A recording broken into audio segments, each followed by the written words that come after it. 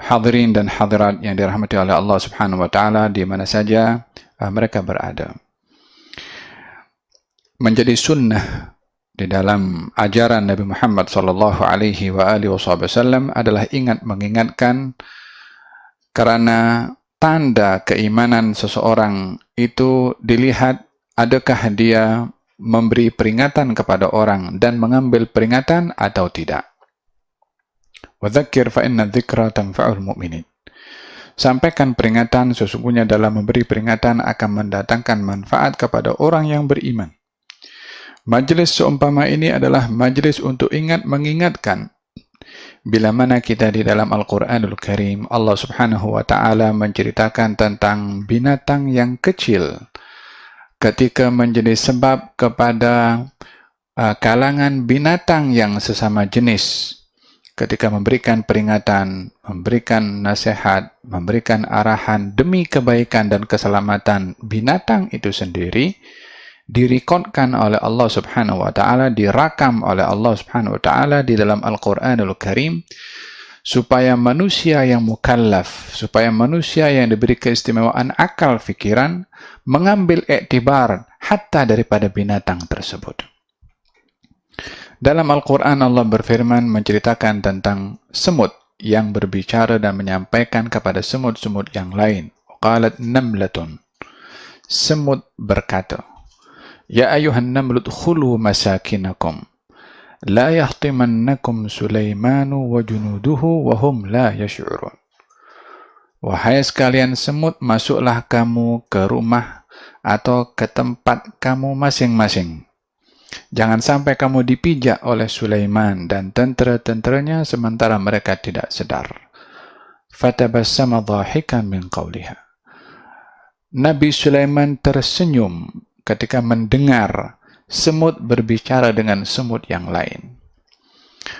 Dengan bahasa yang Allah Subhanahu wa ta'ala ajarkan kepada semut untuk difahami oleh semut yang lain, bahasa itu diajarkan oleh Allah kepada Nabi Sulaiman untuk memahami perkataan atau bahasa semut, dan disampaikan dan diceritakan oleh Nabi Sulaiman dan dirakam oleh Allah Subhanahu wa ta'ala, agar supaya kita manusia mengambil pengajaran, mengambil iktibar daripada segala atau daripada sekeliling manusia yang berlaku walaupun daripada seekor semut.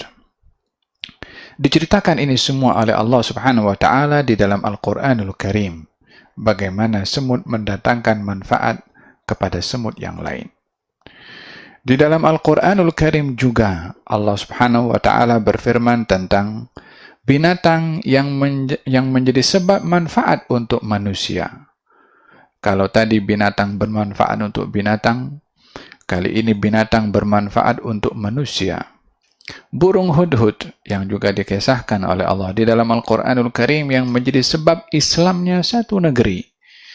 Di Yaman atau di Sabah, ketika Nabi Sulaiman mengumpulkan seluruh tenteranya, tidak dinampak burung hudhud hadir dalam majlis tersebut. Lalu Nabi Sulaiman bertanya, di mana burung hudhud? Lalu burung hudhud pun pada akhirnya ketika datang berjumpa dengan Nabi Sulaiman, setelah Nabi Sulaiman memberikan ancaman, katanya, la'u'adzibannahu 'adzaban syadidan, aku akan hukum dia dengan hukuman yang berat, atau saya sembelih dia, aw la ya'tiyanni bisultanin mubin, atau dia datang membawa sebab, yakni kenapa tidak hadir. Dalam hal ini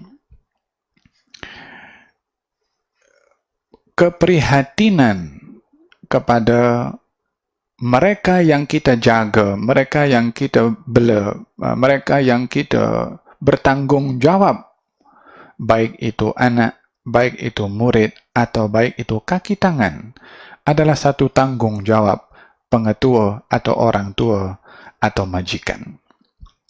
Nabi Sulaiman sebagai seorang pengetua, sebagai seorang yang mentadbir negara, salah satu rakyatnya adalah binatang, termasuk burung hudhud. Ketika tidak hadir dalam satu upacara, Nabi Sulaiman tegas dalam hal ini, mana dia burung hudhud? Aku akan hukum dia, atau aku akan sembelih dia, atau dia datang membawa sebab kenapa tidak hadir. Kalau dalam hal ini tanggung jawab seorang atasan kepada bawahan, hatta kepada binatang, lalu bagaimana tanggung jawab orang tua terhadap anak, majikan terhadap bawahan, ketua kepada yang dibawahinya? Ianya adalah merupakan satu muamalah antara kita dengan makhluk mengikut kanun yang ditetapkan dan digariskan di dalam panduan dan pedoman yang dibawa oleh Nabi Muhammad sallallahu alaihi wasallam. Di dalam hadis Nabi bersabda, "Kafa bil mar'i ithman." Cukup seseorang itu sudah berdosa an yudhayyi'a man ya'ul, kalau dia mengabaikan orang yang ditanggung olehnya, yakni tak peduli kepada orang yang tanggung olehnya, baik itu keluarganya, anaknya, istrinya, atau orang tuanya, yang ditanggung olehnya nafkahnya, lalu tidak diambil perhatian, bukan hanya daripada aspek nafkah sahaja, tetapi daripada pendidikan, daripada tarbiyah, daripada ilmu, daripada peringatan, daripada nasihat. Kata baginda Rasulullah, sudah cukup seorang itu melakukan dosa kalau mengabaikan orang yang ditanggung olehnya, yakni daripada ahli keluarganya. Ini tanggung jawab yang diberikan kepada seorang pengetua, hatta kepada binatang pun juga diambil berat. Alangkah perlunya kita di zaman kita sekarang mengambil berat tentang anak-anak kita, dari pergaulannya, kebiasaannya, percakapannya, moralnya, etikanya, akhlaknya. Tidaklah seseorang itu alpa daripada memerhati kepada anaknya, yang kadangkala alpa itu atau kebiasaannya, kelalaian orang tua dalam memerhati kepada anaknya akan mengundang padah yang tidak baik kepada seluruh ahli keluarga, bila mana orang tua terlambat mengambil berat tentang anaknya. Berapa banyak daripada orang tua yang mengeluh dan mengadu, bahkan menyesal atas apa yang berlaku kepada anaknya, disebabkan pada didikan awal tidak diperhatikan seperti mana dituntut di dalam agama. Burung hudhud akhirnya ketika datang memberitahukan kepada Nabi Sulaiman, saya datang daripada negeri Saba, saya ada informasi yang kamu tak tahu, saya datang daripada negeri Saba dengan berita yang meyakinkan, ahattu ma lam tuhid bih wajituka min saba'in binaba'in yaqin. Saya datang daripada negeri, saya ada informasi yang kau tak tahu, wahai Sulaiman. Dan saya datang daripada negeri Sabah, yakni negeri Yaman, dengan berita yang meyakinkan. Apa beritanya? Diberitahukan di situ ada satu wilayah yang namanya Sabah, ditadbir seorang perempuan menyembah kepada matahari, tidak beriman kepada Allah Subhanahu wa taala. Informasi ini adalah informasi yang penting karena itu menyangkut tanggung jawab Nabi Sulaiman untuk menyampaikan dakwah kepada umat manusia, karena beliau adalah nabi dan juga rasul di zamannya. Maka disitulah Nabi Sulaiman menghantarkan balik surat melalui burung hudhud yang ringkas ceritanya menjadi sebab Islamnya satu negeri. Di sini Nabi Sulaiman mengambil manfaat daripada seekor burung. Manfaatnya kepada seluruh manusia. Kalau tadi manfaat binatang kepada binatang, ini binatang kepada manusia, bukankah yang lebih layak memberi manfaat itu adalah manusia dengan manusia yang lain, sebagaimana manusia itu adalah makhluk mukallaf yang ditetapkan atau diciptakan oleh Allah untuk menjadi khalifah di atas muka bumi ini. Oleh sebab yang demikian, baginda Rasulullah sallallahu alaihi wasallam bersabda, An-nas, manusia ini adalah iyalullah, al-khalqu kulluhum iyalullah, fa ahabbuhum ilallahi anfa'uhum li'iyalih.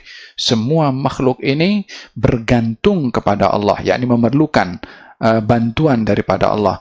Dan di antara semua makhluk yang disenangi dan dicintai oleh Allah adalah makhluk yang mendatangkan manfaat dan bantuan untuk orang lain. Demikian sabda Nabi Muhammad sallallahu alaihi wasallam. Dan cukup seseorang itu menjadi seorang mukmin yang paling rendah kalau tidak mengganggu, menyakiti orang lain.